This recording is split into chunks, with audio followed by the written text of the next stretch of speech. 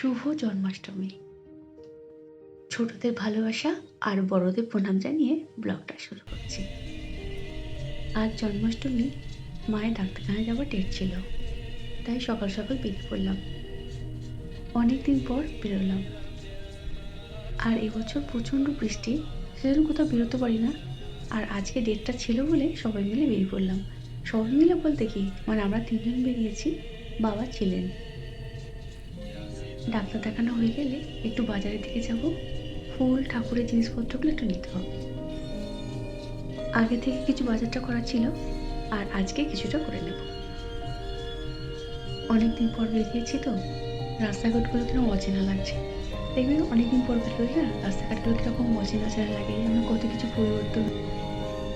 যাই বলো তাই বলো, ডাক্তারখানা হোক আর যেখানেই হোক, একটু বেরোলে সকলেরই ভালো লাগে। আর গল্প করতে করতে দেখো বাজার চলে এলাম। আর দেখো ফুলের শাড়িগুলো সাজানো আছে, কত সুন্দর লাগছে। দেখছো, এত সুন্দর লাগছিল না, কি যে বলবো। এইগুলো না একটু বড় সাইজের গোপালের জন্য, দেখো কত সুন্দর লাগছে। আর কি দারুণ দেখতে লাগছে, এখন তো বোঝা যাচ্ছে না। আমি দাঁড়িয়ে দাঁড়িয়ে দেখছিলাম, এত সুন্দর করে হাতের কাজ করেছে না, দেখার মতো। চলো এবার একটু ভেতরের দিকে যাই, দেখি কিরকম কি আছে। আর সবাই গাড়ি থামিয়ে না কেনাকাটা করছে। ফুলগুলোকে দেখো কত সুন্দর করে সাজানো হয়েছে, সত্যি আমাদের ঠাকুরের সাজগুলো দেখা যায়।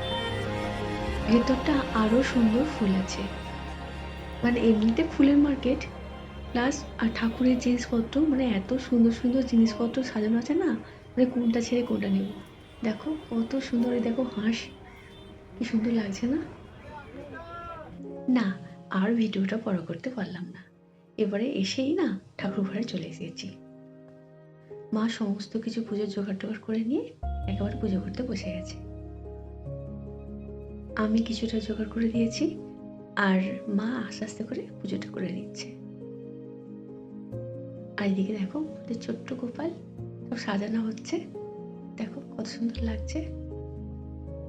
হ্যাঁ, ওকে বলেছি সবাইকে ভালো রাখতে আর সবার দুঃখ কষ্ট দূর করতে, আর বলেছি সবাইকে আনন্দ দিতে, কারণ সবাই ভালো থাকলে সবাই ভালো থাকি, তাই না?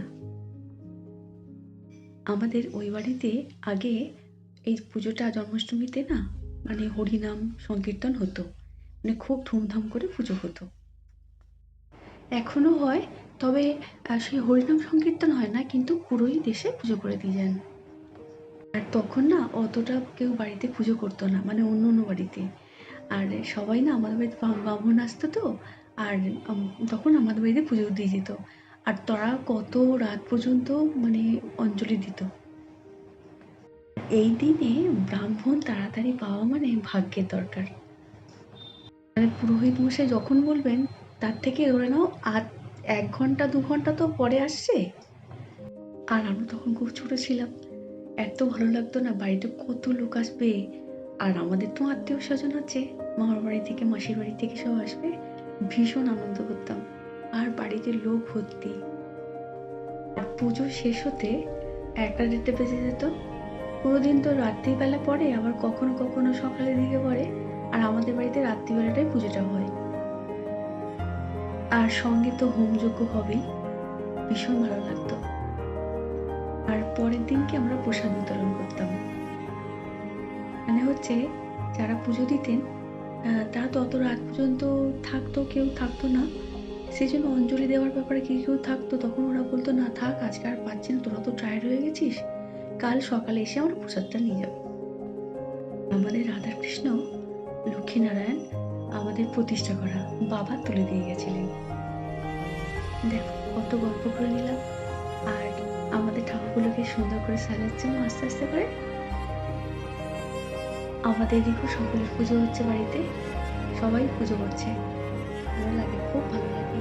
উলুধ্বনি, শঙ্খধ্বনি, চারিদিকে ধূপ ধুনোর গন্ধ, ফুলের গন্ধ, একবারে মমা করে পাড়াটা, দেখবে। আর হোম হলে তো এত সুন্দর পরিবেশটা হয়ে যায়, তখন মনে হয় সমস্ত ঘরে ঘরে ঠাকুর এসে গেছে। আর জন্মাষ্টমী পুজোর পরেই গণেশ পুজো, তারপরে হচ্ছে বিশ্বকর্মা পুজো, তারপরেই তো দুর্গা পুজো। আর সমস্ত পুজোগুলো এক এক করে আসতে থাকে। এবারে চলে যাব রান্নাঘরে। যেহেতু নিরামিষ, সেজন্য করে নেব আলু পনিরের একটা তরকারি।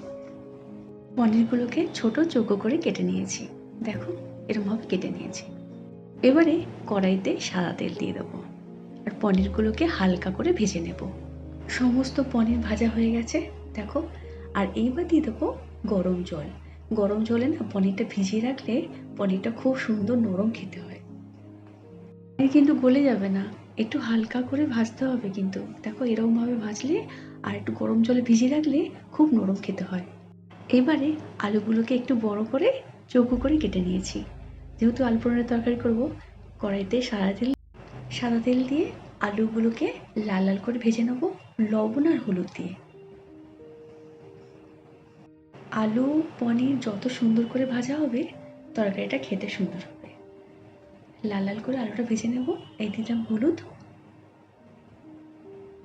এবারে আলু ভাজা হয়ে গেছে, এবারে আমি তুলে নেব। এবারে একটা মিক্সার গ্রাইন্ডারের মধ্যে 3টে কাঁচা লঙ্কা নিয়ে নিয়েছি, একটু টমেটো কুচি নিয়েছি, আর আদা বাটা তো থাকেই আমার।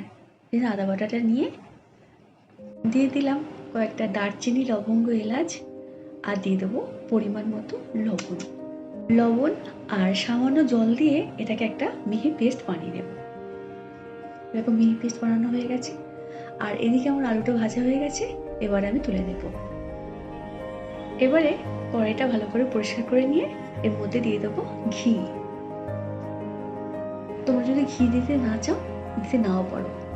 ঘিটা গলে গেছে, এবার দিয়ে দেবো সামান্য হিং।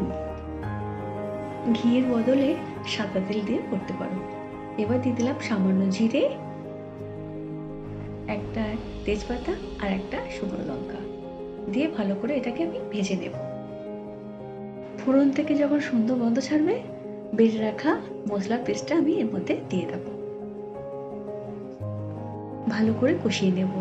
এবারে বাটিতে একটু সামান্য ঘি নিয়েছিলাম, নিলাম একটু ধনে গুঁড়ো, একটু জিরে গুঁড়ো, আর দিয়ে দেবো একটু হলুদ গুঁড়ো, আর দিয়ে দেবো একটু রঙের জন্য কাশ্মীরি লাল লঙ্কার গুঁড়ো। এবারে সামান্য জল দিয়ে মিহি পেস্ট বানিয়ে নেব। আর ওইদিকে মশলাটা ভালো করে আমি কষিয়ে নেব। দেখো তেল ছাড়তে শুরু করে দিয়েছে। মিক্সারের বাটি ধোয়া জলটা আবার দিয়ে দেবো।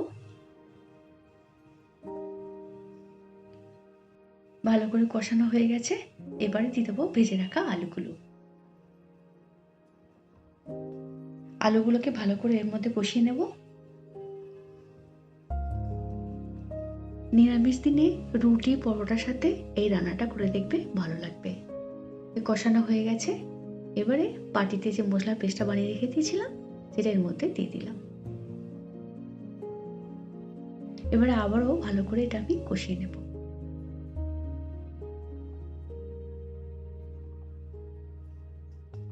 আর পুজো পার্বণ মানে এরকম তরকারি। এবারে কষানো ভালো করে হয়ে গেছে, এবারে দিয়ে দেবো গরম জল। জলটা একটু বেশি দিতে হবে, কেননা আলুগুলো সেদ্ধ হবে তো, এই জন্য জলটা একটু বেশি দিলাম। যা জল দেবার এখনই জলটা দিয়ে দিতে হবে। ফাইনালি পুরো জলটা দিয়ে দিলাম। এবারে দেখে নিলাম সমস্ত কিছু মশলা ঠিক আছে কিনা। লবণ একটু লাগবে, সেজন্য লবণটা দিয়ে দিলাম। একটু ফুটে উঠলে দিয়ে দেবো সামান্য চিনি, আর একটু পরের তরকারিতে চিনি না দিলে না ভালো লাগে না খেতে। এবার দিয়ে দেবো ভেজে রাখা পনিরগুলো, যে গরম জল ভিজিয়ে রেখে দিয়েছিলাম না, এবারে আস্তে আস্তে এর মধ্যে দিয়ে দেবো। এইরকমভাবে পনিরের রান্না করে দেখো, ভালো লাগবে। রুটি পরোটার সাথে খেতে ভালো লাগবে। আলুগুলো সেদ্ধ হয়ে গেছে, কিছুক্ষণ আমি এটা ফুটিয়ে নেব। একটু ফুটে উঠবে, আর এবারে দিয়ে দেবো ঘি। আলুগুলো সুন্দর সেদ্ধ হয়ে গেছে, এবারে ফাইনালি এটা নামিয়ে নেব। এরকমভাবে একদিন করো, ভালো লাগবে। এই যে হয়ে গেছে, দেখো কত সুন্দর কালার হয়েছে আর সুন্দর খেতে হয়েছে। আর যে কোনো তরকারিতে একটু আলু না দিলে ভালো লাগে না, আলু তো দিতেই হবে। আর আলু পনিরের তরকারি হয়ে গেছে, এবারে করে নেব সিমাই। সিমাইগুলোকে ভালো করে কড়াইতে ঘি দিয়ে ভেজে নিয়েছি। আর সিমুই ভাজার আগে আমি দিয়ে দিয়েছিলাম তেজপাতা আর গরম মশলা দিয়ে দিয়েছিলাম, সেটা দেখালাম না। ভাজা ভাজা হয়ে গেছে, এবার দিয়ে দেবো গরম দুধ। সিমুইয়ের পায়েস বলে কথা তো, যেন দুধটা একটুখানি বেশি দিতে হবে। আর সিমুইটা দুধের মধ্যেই ওটা ফুটবে আর সেদ্ধ হবে, সেরকম বুঝে দুধটা দিতে হবে। দুধ দেওয়া হয়ে গেছে আর চিনি দিয়ে দিয়েছি। আর এই যে দেখো, এবার একটু ফুটে উঠেছে, এবার দিয়ে দেবো কিশমিশ। কিশমিশ দিয়ে ভালো করে এটাকে আমি মিশিয়ে নেব। আর একটু ফুটে উঠবে, তখন এটা আমি নামিয়ে নেব। এই যে হয়ে গেছে, নামিয়ে নিয়েছি। গরম গরম সিমুইয়ের পায়েস রেডি হয়ে গেছে, দেখো। আর ওইদিকে পনিরের তরকারিটা, আর বানিয়ে নিয়েছিলাম কচুরি আর ছোলা আলুর একটা তরকারি করেছিলাম, সেটা দেখানো হয়নি, ভিডিওটা অনেকটা বড় হয়ে যাবে। আর এদিকে সমস্ত রান্না হয়ে গেছে, আর ওদিকে মায়ের পুজোও হয়ে গেছে। এবারে টেবিলের মধ্যে আমি গুছিয়ে নিয়েছি, দেখো।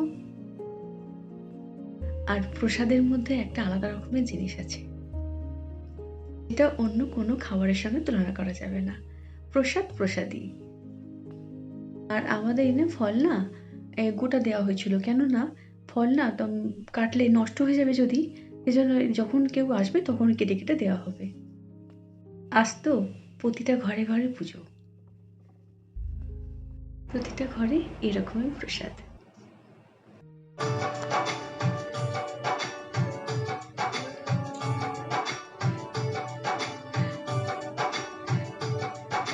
শ্রীকৃষ্ণ গোবিন্দ হরে মুরারি, হে নাথ নারায়ণ বাসুদেবা। শ্রীকৃষ্ণ গোবিন্দ হরে মুরারি, হে নাথ নারায়ণ বাসুদেবা। শ্রীকৃষ্ণ গোবিন্দ হরে মুরারি, হে নাথ নারায়ণ বাসুদেবা। শ্রীকৃষ্ণ গোবিন্দ হরে মুরারি। আজ ব্লগটা এখানেই শেষ করছি। সবাই খুব খুব ভালো থেকো। শুভ জন্মাষ্টমী এখানেই সমাপ্ত। আসছে বছর আবার হবে। দেখা হচ্ছে পরে কোনো ভিডিওতে। সবাই সঙ্গে থেকো। ততক্ষণের জন্য টাটা।